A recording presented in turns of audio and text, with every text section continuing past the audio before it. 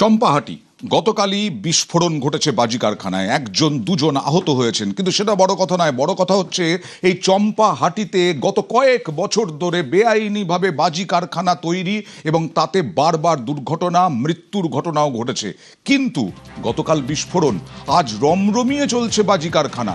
চম্পাহাটির ঢিলছোড়া দূরত্বে গতকালই আমরা দেখিয়েছি ঢিলছোড়া দূরত্বে বিস্ফোরণ, বেআইনিভাবে বাজি তৈরি করতে গিয়ে বিস্ফোরণে আহত 2 এবং প্রশাসনের নিয়মকে এখনও বুড়ো আঙুল দেখানো হচ্ছে। বেআইনি বাজি কারখানা, আজ সকালেও বেআইনি বাজি তৈরি কারখানার হদিশ পাওয়া গেল। কোথাও কারখানা, কোথাও আবার বাড়ির মধ্যেই বেআইনিভাবে বাজি তৈরি হয়েই যাচ্ছে। বাজি আমি বানাই খুব কম, ওই রং মশাল করি আর ওই আনার করি। কিন্তু বাড়ির মধ্যে কিভাবে তৈরি? বাড়ি না, আমার কারখানা হতে পিছনে আমার লাইসেন্স আছে? লাইসেন্স একজনের আন্ডারে কাজ করি আমি। বারুইপুরের পিয়ালিতে গতকাল একটি দুর্ঘটনা ঘটে, তারপরেও কি প্রশাসন তৎপর হয়েছে? ছবি দেখে সেটা মনে হচ্ছে না। আমরা দাঁড়িয়ে রয়েছি পিয়ালির 200 কলোনি এলাকায়। এই যে মেন রোডের পাশে কোনো একটি পোড়ো বাড়ি এটি, যেটি বস্তা এবং টিন দিয়ে ঘেরা, এবং সেই বস্তা টিন দিয়ে ঘেরার মধ্যেই চলছে বেআইনি বাজির রমরমা ব্যবসা।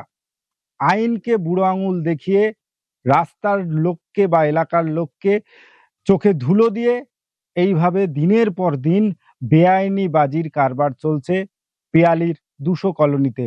এর মালিককে, বাড়ি কোথায়, কেউই জানেন না। কারণ এলাকায় বাসীরা তারাও আতঙ্কে যে এই কারখানা যার তার নাম বলে দিলে হয়তো বিপদ হতে পারে। আর সেই কারণেই পুলিশ প্রশাসনের নাকের ডগায় দিনের আলোতে মেন রাস্তার পাশে অবৈধভাবে এই নিষিদ্ধ শব্দবাজির কারখানা চলছে। বারুইপুর থেকে অর্পণ মণ্ডল, নিউজ 18 বাংলা। বারবার গত কয়েকদিন ধরে আমরা আপনাদের যন্ত্রণা, কষ্টের ছবি দেখাচ্ছি। দেখুন রাস্তা, দেখুন জয়নগর কুলপি 35 কিলোমিটার রাস্তা, সেটার এই অবস্থা, খানা খন্দে ভরা, একেবারে যে কোনো সময় দুর্ঘটনা হতে পারে। পিচ উঠে গিয়েছে, কঙ্কালসার দশা, রোজ দুর্ঘটনা ঘটছে। বর্ষাতেও চরম দুর্ভোগের মধ্যে জল জমলে পড়ে বাইকার যারা, বাইক আরোহী যারা, তারা বুঝবেন কি করে? এখান থেকেই তো দুর্ঘটনা ঘটে যাওয়ার আশঙ্কা। তৃণমূল জামানায় বারবার অভিযোগেও হয়নি কাজ।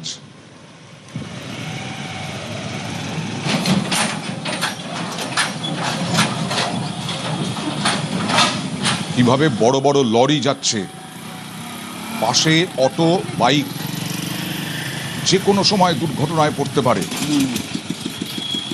এই রাস্তার জন্য তো যত অ্যাক্সিডেন্টগুলো এখানে হচ্ছে, খুব 2-1 দিন পর পর দেখছি, শুনছি অ্যাক্সিডেন্ট হয়েছে। এই রাস্তায় এত গাড্ডা, মানে গাড়ি পাস করাতে গেলে তো রাস্তায় অ্যাক্সিডেন্ট তো হবেই। প্রতি বছর সারাই কিন্তু ওই রকম সারছে।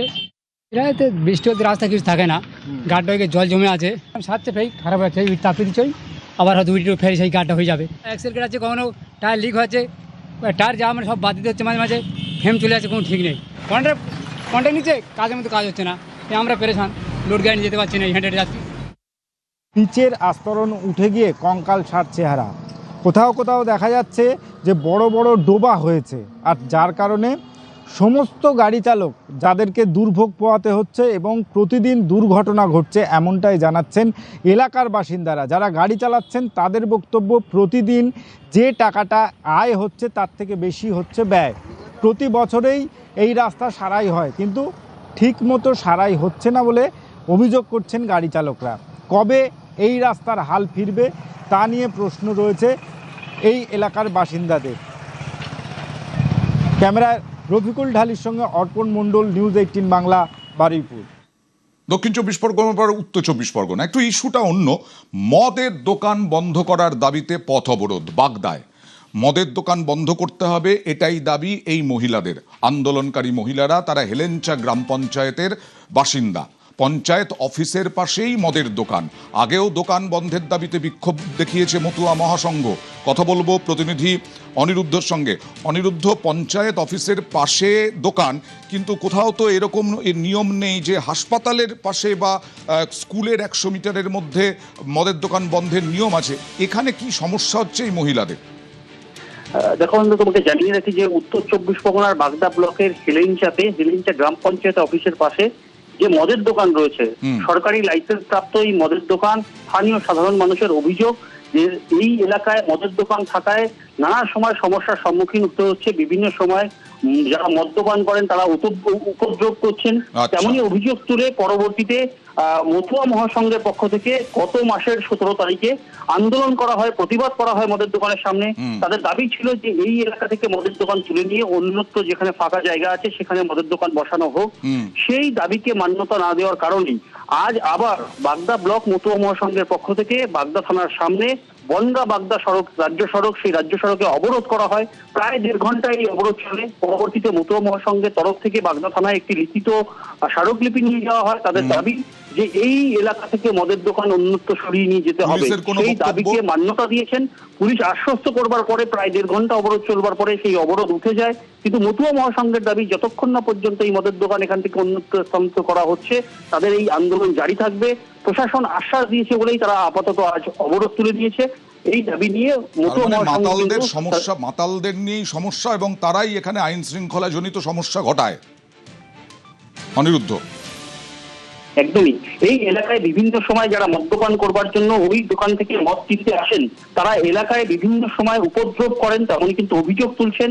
এবং পার্শ্ববর্তী মন্দির রয়েছে, স্কুল রয়েছে, পঞ্চায়েত অফিস রয়েছে, কি করে এরকম একটি জায়গায় মদের দোকানের অনুমতি দেওয়া হলো তা নিয়ে কিন্তু যদি প্রশ্ন থাকে তুলেছে তাহলে মতুয়া মদের মহাসংঘ। দোকানের অনুমতি মেলার কথা নয়, আইন শৃঙ্খলা জনিত সমস্যা হলে অবশ্যই পুলিশের পদক্ষেপ করা উচিত। আমরা গতদিনেও এই মদের দোকান বিরুদ্ধে প্রতিবাদ জানিয়েছিলাম এবং আমাদের 4-5 দিন বন্ধ রাখার পর দোকান আবার খুলে দেয়। তো আজকে আমরা আবার মিলিত হয়েছি। আমাদের এই যুব সমাজকে নষ্ট করার মূলে এই মদের দোকান, গরিব মানুষের সমস্ত কিছু ধ্বংস করে দেয় এই মদ। আমাদের যুব সমাজ ভরতে দিচ্ছে না এই মদ, তার বিরুদ্ধে আজকে আমাদের এই আন্দোলন। যতক্ষণ আমাদের দাবি না মানা হবে ততক্ষণ অবরোধ চলবে। আমরা চাইছি এক্ষুনি এই মুহূর্তে এই মদের দোকান বন্ধ করে দেওয়া হোক। যে মদের কাউন্টার যে অঞ্চলের পাশে এবং স্কুলের আশেপাশে কোনো মদের কাউন্টার চলবে না। রীতিমতো ওনাদেরকে বলা হয়েছে ফাঁকা জায়গা, অন্তত একটু ফাঁকা জায়গায় গিয়ে মদের দোকানটা খুলুন। ওনাদেরকে বলা হয়নি যে বন্ধ করো। এখানে এই থানার, বাগদা থানার যে বড়বাবু রাখহরি, উনি 3 লাখ টাকা খেয়ে সেই কাউন্টারটা আবার খুলেছে। আর কি বললেন অমিত শাহ? এসএসবির মঞ্চে দাঁড়িয়ে বর্তমানের প্রশংসা তো করলেনই, আবার পালা বদলের আগে যিনি মুখ্যমন্ত্রী ছিলেন তাকে তীব্র কটাক্ষ। शुभेंदु जी ने एक बात कही कि पहली बार एसएसबी के कार्यक्रम में बंगाल के सीएम को आने का सौभाग्य मिला है। मुझे भी बड़ा आनंद है शुभेंदु जी, मगर मैं इसको थोड़ा सुधार करना चाहता हूं। हम तो पुराने सीएम साहिबा को भी बुलाते थे, वो एसएसबी के कार्यक्रम में आना नहीं चाहती थी। हमने तो आपको बुलाया, आप आ गए, आपका स्वागत है। एसएसबी हो, बीएसएफ हो, वो कोई पॉलिटिकल पार्टी या कोई एक सरकार की एजेंसी नहीं है। ये हरनिश तपस्या और परिश्रम कर देश की सीमाओं की सुरक्षा करने वाला बल है।